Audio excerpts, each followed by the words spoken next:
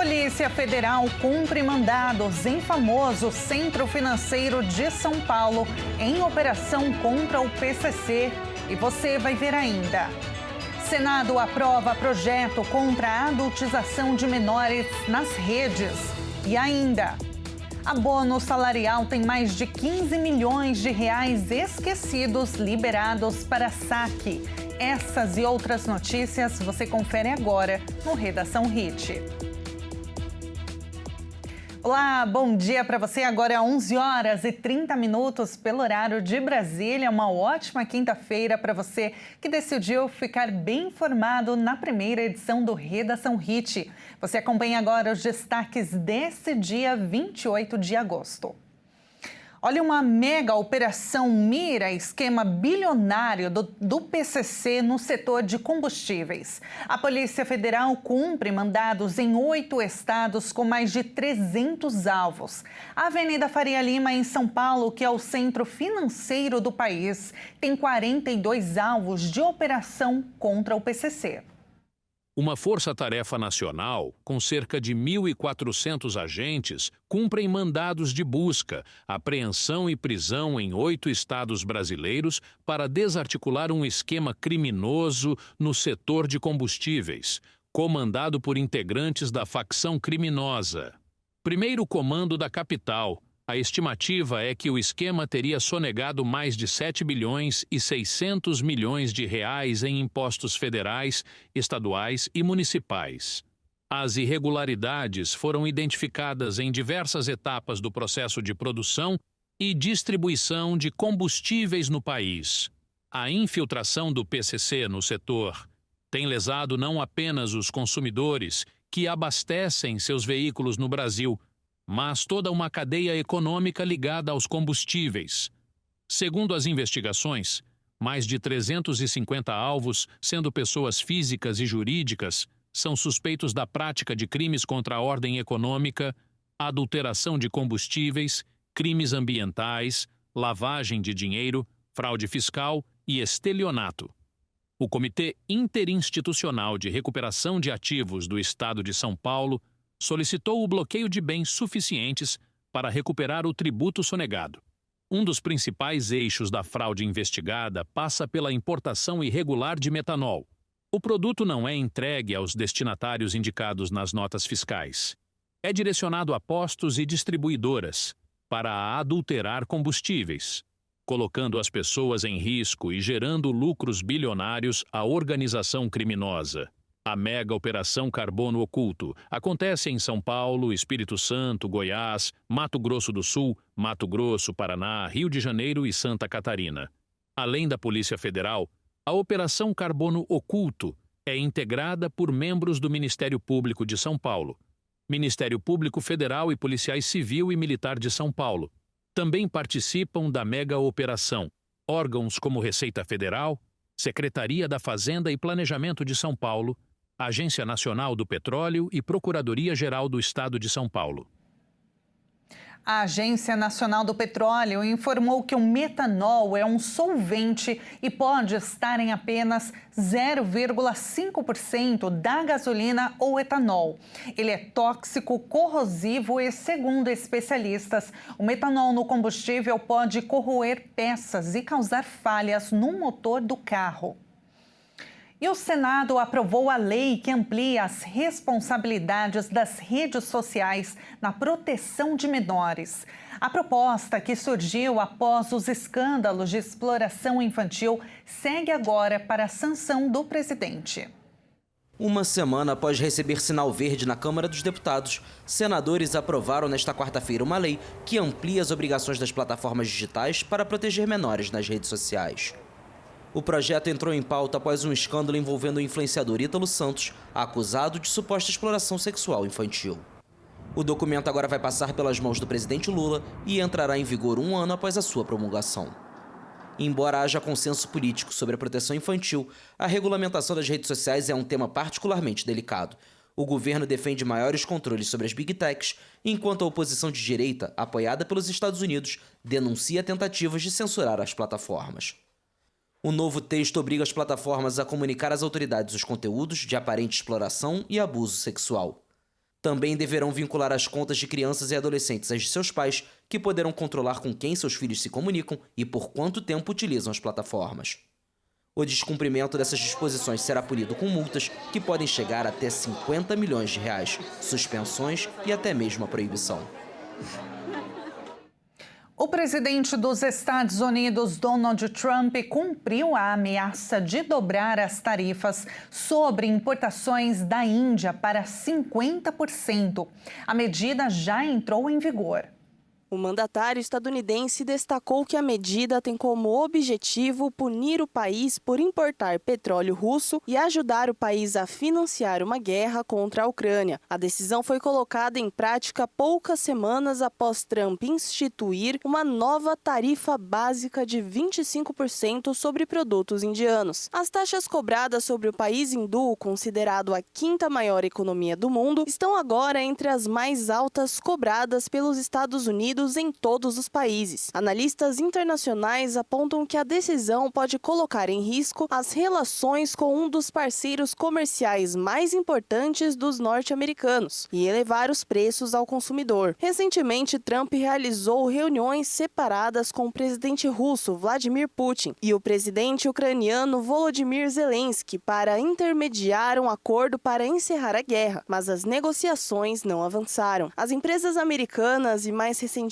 os consumidores já estão enfrentando custos mais altos resultantes da campanha tarifária de Trump, enquanto a saúde do mercado de trabalho se deteriora. O aumento das taxas sobre produtos indianos pode agravar ambos os efeitos. Nova Delhi sinalizou que retaliaria contra as tarifas do presidente dos Estados Unidos no início deste mês, quando ele prometeu inicialmente impor o que chamou de sanções secundárias. A Índia acusou o governo Trump de penalizar o país injustamente, ressaltando que outras nações que importam petróleo da Rússia não estão enfrentando tais taxas. A China, por exemplo, é a maior compradora de petróleo russo, mas seus produtos enfrentam uma tarifa mínima de 30%. Trump alertou, no entanto, que outros países que compram petróleo da Rússia podem enfrentar tarifas mais altas em breve.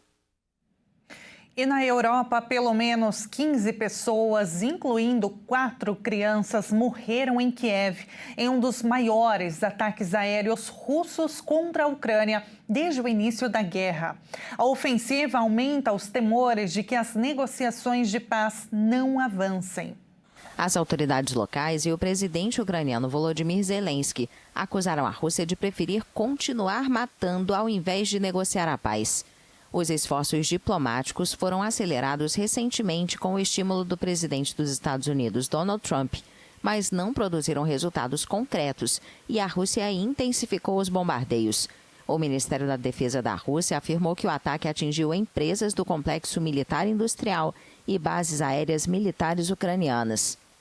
O exército da Ucrânia detalhou que a Rússia utilizou 598 drones e 31 mísseis, incluindo 2 supersônicos Kinzhal, no segundo maior ataque aéreo contra o país desde o início da invasão em fevereiro de 2022. O prédio da missão da União Europeia e o escritório do British Council na capital ucraniana foram atingidos. Isso demonstra que o Kremlin não medirá esforços para aterrorizar a Ucrânia, matando cegamente civis, homens, mulheres e crianças, e até mesmo visando a União Europeia. E é por isso que estamos mantendo a máxima pressão sobre a Rússia. Isso significa endurecer nosso regime de sanções. Na véspera dos bombardeios, a Rússia rejeitou a possibilidade de um encontro em breve entre Zelensky e o presidente russo Vladimir Putin. Kiev considera que a reunião é crucial para romper o impasse sobre como acabar a guerra. O adolescente de 15 anos que atirou no senador e candidato à presidência Miguel Uribe, em junho foi condenado a 7 anos de prisão em um centro de detenção juvenil. O político colombiano não resistiu ao atentado e morreu em meados de agosto após ficar internado. Segundo, saúde mental. O adolescente de 15 anos que atirou no senador e candidato à presidência da Colômbia, Miguel Uribe, em junho, foi condenado a 7 anos de prisão em um centro de detenção juvenil. O menor foi julgado em um juizado especial criminal juvenil por tentativa de homicídio e porte ilegal de armas. O político morreu em meados de agosto, mas a lei colombiana não permite que as acusações sejam alteradas após a aceitação por um réu menor. Então ele foi julgado por tentativa e não por homicídio. Vítor Mosquera, advogado da família do candidato presidencial assassinado, escreveu nas redes sociais que a lei colombiana da infância e da adolescência incentiva o uso de menores na criminalidade sem punição real e efetiva. O menor atirou 3 vezes no parlamentar de direita enquanto ele realizava um comício em um parque de um bairro operário de Bogotá em 7 de junho. Uribe, de 39 anos, opositor do governo de esquerda de Gustavo Petro, passou 2 meses internado em um hospital na capital colombiana. Ele passou por várias cirurgias e morreu após sofrer uma hemorragia cerebral em 11 de agosto. Segundo o Ministério Público, o adolescente que atirou no candidato presidencial não será transferido para uma penitenciária para adultos após completar 18 anos. O caso está sendo investigado como um assassinato, com o objetivo de identificar os autores intelectuais. Outras 5 pessoas foram presas suspeitas de envolvimento no crime. As hipóteses iniciais dos investigadores apontam que a ordem teria partido de um grupo dissidente das Farc, conhecido como Segunda Marquetalha. O Centro de Pesquisas Indepaz aponta que pelo menos 74 candidatos a cargos eletivos foram assassinados na Colômbia entre 2016 e 2024.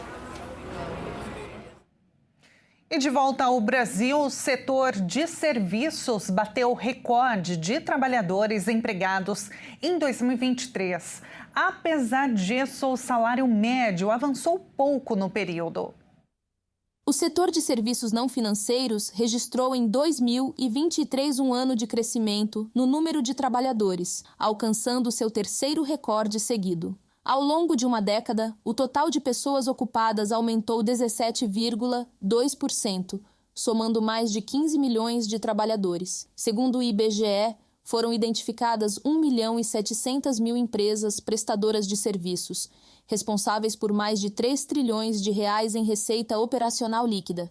O setor também destinou 592 bilhões e meio de reais ao pagamento de salários, retiradas e outras formas de remuneração. O valor mais que dobrou em relação aos 287 bilhões de reais de 2014. Mas a média mensal de remuneração dos trabalhadores apresentou queda e passou de 2,4 para 2,3 salários mínimos em 2023.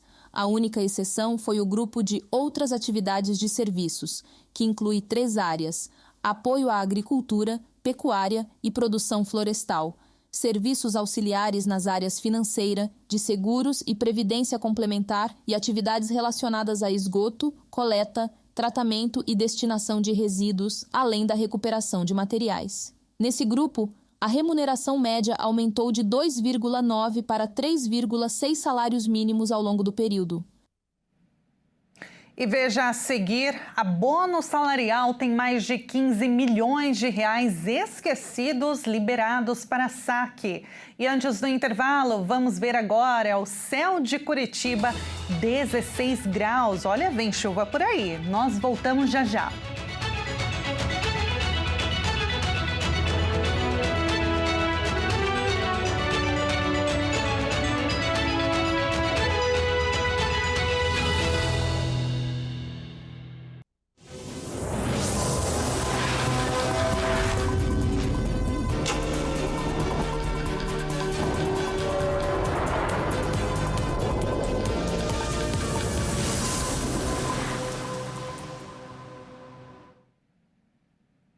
O Redação Hit está de volta agora às 11h46 pelo horário de Brasília. O presidente argentino Javier Milei saiu ileso de um ataque com pedras quando participava de um ato de campanha em Lomas de Zamora, na periferia de Buenos Aires. A agressão ocorreu em meio a um escândalo de corrupção no país.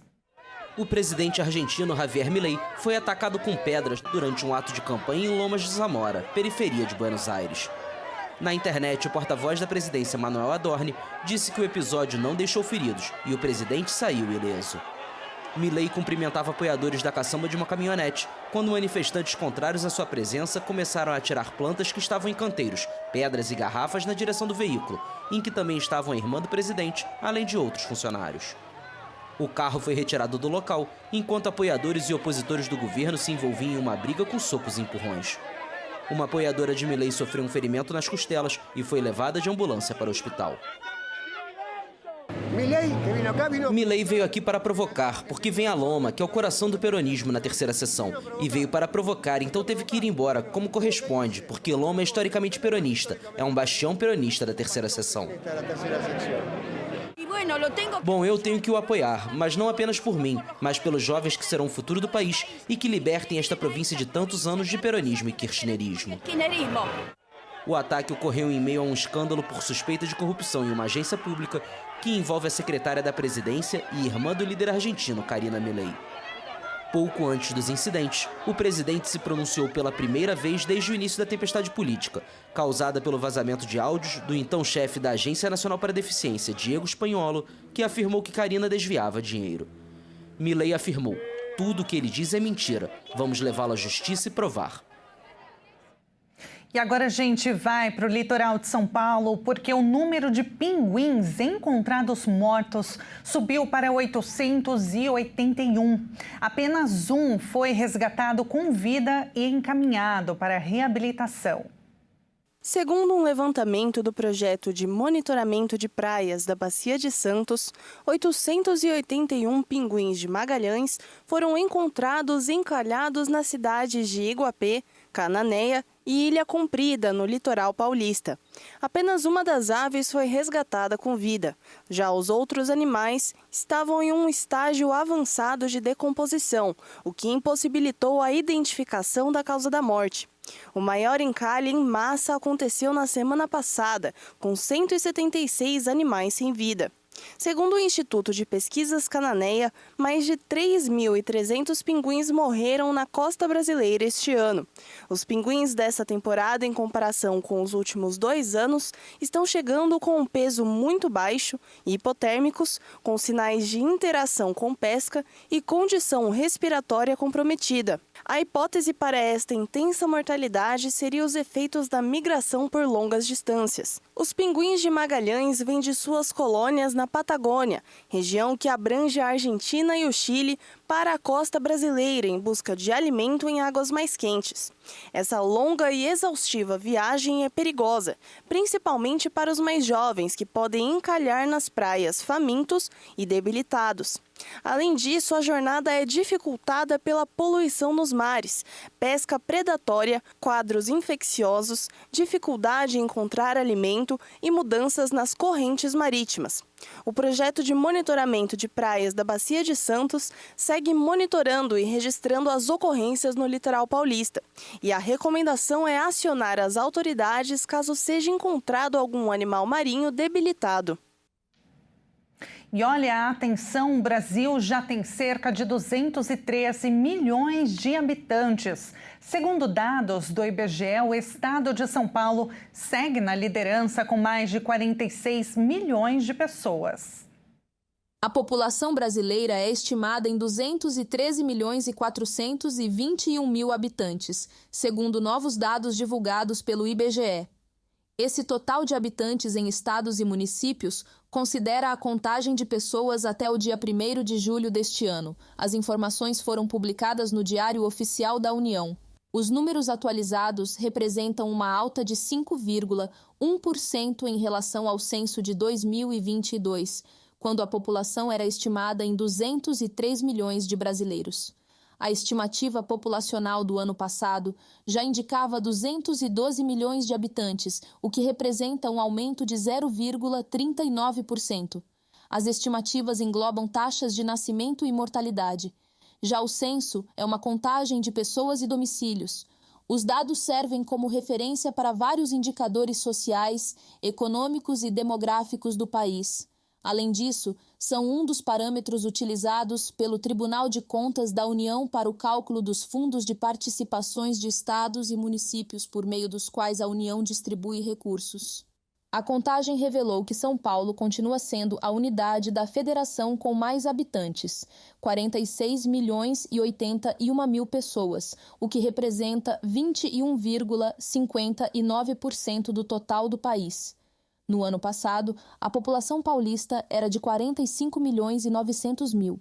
Na sequência, os estados mais populosos são Minas Gerais e Rio de Janeiro, e o estado com a menor população é Roraima, com 738.000 habitantes. Apesar do avanço populacional, o IBGE projeta que o número de brasileiros irá começar a encolher em 2042, 6 anos antes do que era previsto há 7 anos.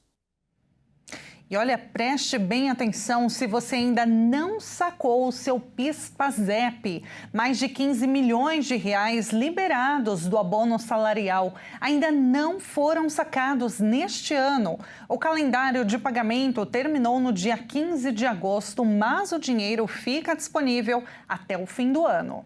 O PIS/PASEP é pago a profissionais da iniciativa privada e servidores públicos, que trabalharam formalmente por, no mínimo, 30 dias no ano base de 2023, com uma remuneração de até 2 salários mínimos ou R$ 2.640. O abono salarial tem 15.600.000 reais liberados, que ainda não foram sacados. Segundo a Caixa, cerca de 15 mil parcelas estão disponíveis para resgate.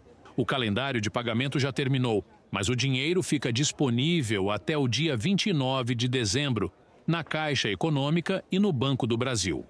Após essa data, os valores não retirados serão devolvidos ao Fundo de Amparo ao Trabalhador, conforme resolução do CODEFAT.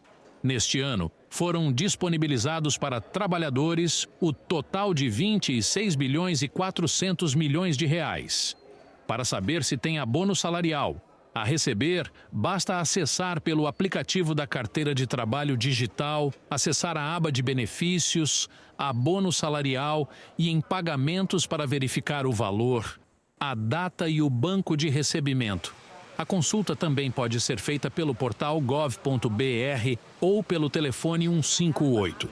Outra opção é comparecer a uma unidade das Superintendências Regionais do Trabalho e Emprego no Estado. Na nossa viagem de hoje, nós vamos para o sertão de Pernambuco. Localizada a oeste da capital estadual, a uma distância de 513 quilômetros de Recife, Salgueiro é a principal cidade da região do Sertão Central pernambucano. A nível nacional se destaca pelo comércio diversificado, além de abrigar o ponto central das operações da ferrovia que conecta o porto de Suape, no litoral sul pernambucano, ao Cerrado do Piauí e ao porto do Pecém, no Ceará.